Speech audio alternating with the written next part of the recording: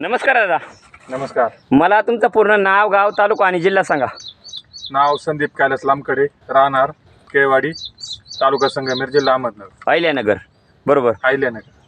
हां, तर दादा आज आपण आपल्या घेवड्याच्या प्लॉटमध्ये आले बरोबर. तर मला सांगा दादा, ही घेवड्याची व्हरायटी कोणती आहे?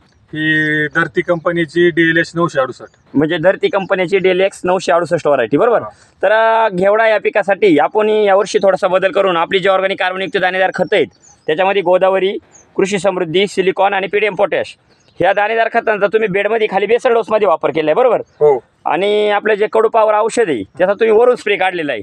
तर मला सांगा, ज्या पिरियडला तुम्ही जे आपली ऑर्गॅनिक कार्बनयुक्त दाणेदार खतं आहे ती बेडमध्ये भरल्यानंतर तुम्हाला याचे काय काय रिझल्ट जाणवले?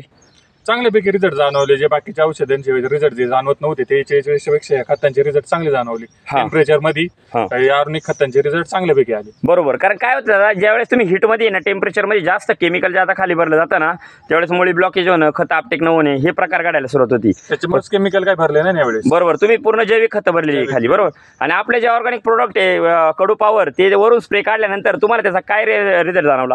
कमीत कमी ते ना 15 ते 20 दिवस आहे ना थ्रिप्सचा अटॅकच झालेला नाही. हा बरोबर. म्हणजे प्रत्यक्ष जर पाहिलं तर 15 ते 20 दिवस आहे ना थ्रिप्सने कोणत्याही प्रकारचा आहे म्हणजे त्याच्यावर अटॅक दिसत नाही.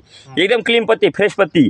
म्हणजे आता जर पाहिलं ना प्रत्यक्षात जेव्हा भरपूर प्रमाणात फुलकळी, फुलांची सेटिंग आणि शेंगा पण भरपूर लागलेल्या आहे बरोबर. शेंगांची साईज, चमकदारपणा सगळ्याच गोष्टी एकदम बेस्टमध्ये बरोबर.